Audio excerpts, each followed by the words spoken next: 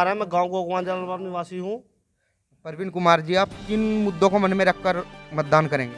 भैया हमारा मुद्दा सिर्फ विकास का है और सुरक्षा का है जी। इस सरकार में इससे ज़्यादा व्यवस्था, इससे ज़्यादा सुरक्षा नहीं हो सकती। पिछली सरकार में बिजली कितनी आया करती थी, बताओ जी, कितनी आया करती थी? बहुत ही कम। इतनी आया करती थी कि 30-30 हज़ार रुपये का इन्वर्टर बैटर लगा दिया करते थे। और वे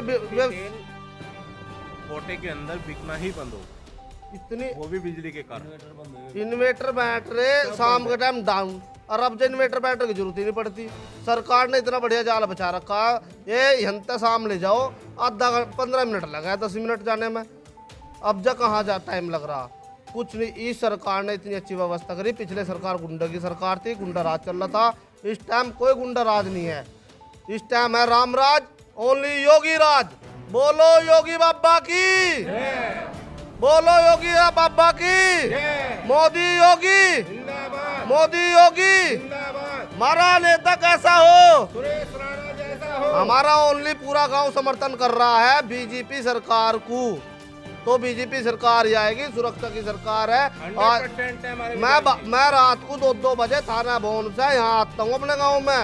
इतना सा बच्चा कोई टच नहीं कर सकता, ना कोई मिल सकता। अरे सारे भाई हैं, किस टाइम आते हो भाई आप रात को? और पिछली बार क्या हो करता था, क्या होता, रिश्तेदार भी नहीं आया करते थे भाई। रिश्तेदार भी डरा करते थे। मैं नहीं जाता गाँव को, अरे रिश्ते ही होने बंद हो गए थे। अब तो सारा पड़ोसियों में रिश्ते होने लगे भाई, सब रिश्ते कर रहे हैं। क्यों जी मास्टर जी, गलत है ना? लमड़े का रिश्ता हो लिया नहीं हो लिया, बस तो जी। कोरोना काल में सरकार ने क्या क्या अच्छे काम किए? शामली जिले के लिए विधायक हैं हमारे यहाँ से कैबिनेट मंत्री सुरेश राणा जी, तो उन्होंने क्या क्या काम किए?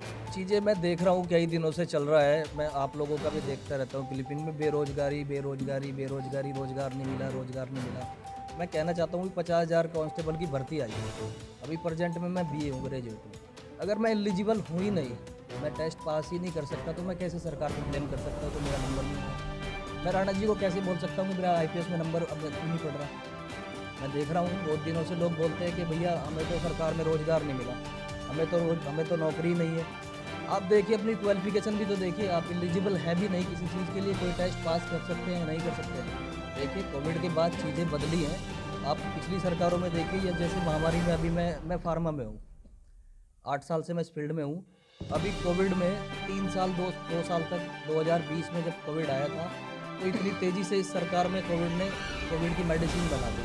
पिछले जब पहले वो बीमारियाँ आती थी, कई सारी महामारी और बीमारी आई, 15-15 साल लगे एक वैक्सीन बनने में। इस सरकार में 2 साल में आ गई, और लोग फिर भी पूछते हैं कि कोविड में लोग मर गए, किसी को यहाँ से नहीं हो गया। भैया ये चीज़ें देखिए, इस चीज़ों को, सरकार को देखते हुए उन्होंने जो काम किया है वो है, लोगों के सामने है, सबके मन में है। अब विपक्ष क्या मुद्दा उठाता है या कौन किसको क्या बोलता है, वो तो उन्हें बोलना ही है।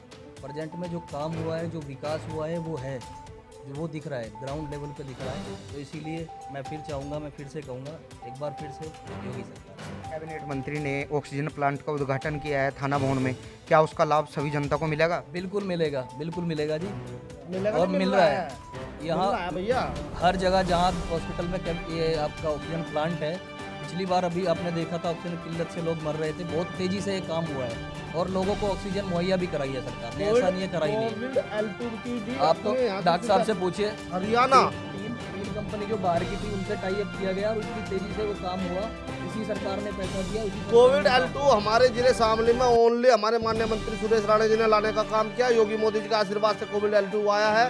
और ऑक्सीजन प्लांट थाना भवन के अंदर, हमारे थाना भवन के अंदर, हमने कभी सपने में भी नहीं सोचा था कि ऑक्सीजन प्लांट हमारे यहाँ से माननीय मंत्री जी योगी मोदी जी के आशीर्वाद से ले आएंगे, लेकिन आया।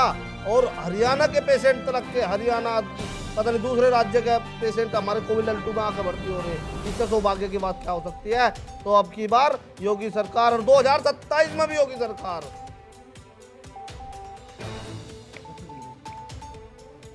योगी सरकार की कुछ उपलब्धियाँ?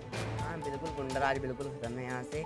और 6 बजे के बाद पहले लोग बाहर जाने से डरते भी थे, अब दिन में रात में किसी भी टाइम अपना काम खत्म करके आ सकते हैं। और जैसे पहले हिंदू मुस्लिम दंगे होते थे, पिछले 5 साल में उत्तर प्रदेश की 24 करोड़ की आबादी में कोई हिंदू मुस्लिम दंगा, कोई सांप्रदायिक दंगा भी नहीं हुआ है। और स्कूलों में भी, सरकारी स्कूलों की भी संख्या बढ़ा दी गई है और उसमें भी बहुत सारे बच्चों को मिड डे मील जैसे और कपड़ों के जैसी सुविधा उपलब्ध कराई गई है।